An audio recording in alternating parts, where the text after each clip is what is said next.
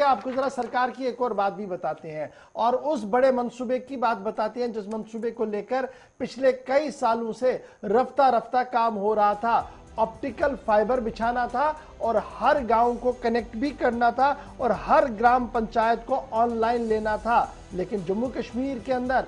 बड़ी ही सुस्त रफ्तारी के साथ यह पूरा निजाम जो है वो अभी तक चलता हुआ नजर आ रहा है और यही वजह है कि अभी तक सिर्फ 1055 ग्राम पंचायतों तक ही भारत नेट स्कीम के तहत जो है वो जोड़ा गया है। और यही जब इस तरीके की रिपोर्ट सामने आई तो कम्युनिकेशन इत्तलात की वजारत ने इस पूरे मामले पर बरहमी का भी इजहार किया। और जब आप तकाबुल करेंगे जी जम्मू कश्मीर का मुकाबला यूनियन टेरिटरी लद्दाख से करेंगे तो लद्दाख के अंदर आपको जम्मू कश्मीर से ज्यादा बेहतर सूरत हाल दिखेगी, सूरत दिखेगी काम में, जो सरकारी आंकड़े सामने आए हैं। अब सरकारी आंकड़े क्या कुछ करें, छोटी सी तफसील आपको आसिफ सामने रखेंगे। बिल्कुल, अक्टूबर 25, 2011 में हुकूमत की जानिब से इस स्कीम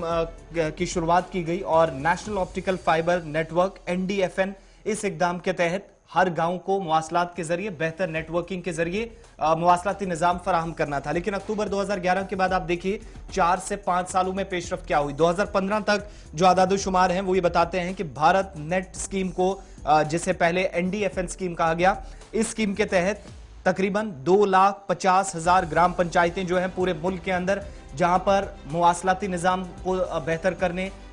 सिस्टम को ठीक करने के लिए इस स्कीम का नफाज हुआ और 6,25,000 ऐसे गांव थे जो सरकार के आदादोशुमार के मुताबिक 15 साल 2015 के बाद यहां तक जो रिकॉर्ड हुए थे वो इस भारत नेट स्कीम से फायदा उठा सकते थे या जहां पर सेटअप लगाने जाना था। लेकिन जब आप जम्मू कश्मीर और लद्दाख को देखेंगे तो पहले स्टेट एडमिनिस्ट्रेशन और अब यूटी एडमिनिस्ट्रेशन भी आज के वक्त में आदादोशुमार ये बताते हैं कि 2015 के बाद नाम भी स्कीम का तब्दील होने के बाद भी पेशरफ्त ज्यादा तो हुई लेकिन काम सुस्त रफ्तारी के साथ है, जिसका मतलब यह हुआ कि जम्मू कश्मीर के अंदर अब तक सिर्फ 1055 ग्राम पंचायतों को हुकाम कवर कर सकी है। और ये सुस्त रफ्तारी जो है मवासलाती निजाम में, इस पर मरकजी वजारत ने अब संजीदा नोटिस लेते हुए बरहमी का इजहार किया है और सुस्त रफ्तारी पर नाराजगी का इजहार इसलिए चूंकि लद्दाख के अंदर भी इसी वजह से है। लेकिन मौसमियाती तब्दीली का वहां हवाला देकर काम को सुस्त करने की बात अगर हुई तो वजारत ने कहा कि आप लद्दाख के साथ यूनियन टेरिटरी जम्मू कश्मीर को कंपेयर नहीं कर सकते, ना ही करेंगे भी तब भी तो बेहतर काम है। लद्दाख के अंदर तो कदरे बेहतर है जम्मू कश्मीर के मुकाबले में। लेकिन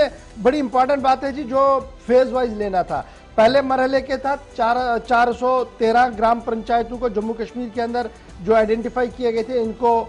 भारत नेट स्कीम के तहत लाना था और दूसरे फेज के अंदर 3,870 ग्राम पंचायत थे जिन्हें प्लान किया गया था कि इन्हें लाना था। और कुल मिलाकर जब इन सभी ग्राम पंचायतों को आप देखते हैं उनमें से सिर्फ 1055 ही अभी तक जो है सर्विसेज रेडी, यानी जो वहां से काम इसको देना था वो रेडी मोड में आ गए हैं और बाकी मानदा अभी काम जो है वो जारी है। इसको लेकर 2 बार आला सतही मीटिंग भी हुई है सिविल सेक्रेटरीट के अंदर और मीटिंग के अंदर इस बात की शिद्दत के साथ इस बात को एहसास दिलाया गया अफसरों को कि इस काम को हंगामी बुनियादों पर काम करना होगा और जंगी पैमाने पर इस प्रोजेक्ट को पाए तकमील तक पहुंचाना होगा। लेकिन मीटिंग्स तो मीटिंग्स ही होती है, अगर उसमें टाइम फ्रेम सेट किया गया होता तो शायद आज ये खबर ही नहीं होती। लगातार मीटिंग्स होने के बावजूद भी आज तक अभी हर गांव की पंचायत तक फाइबर इंटरनेट पहुंचा ही नहीं और मामला अब मरकजी हुकूमत ने भी अपनी नोटिस में ले लिया है।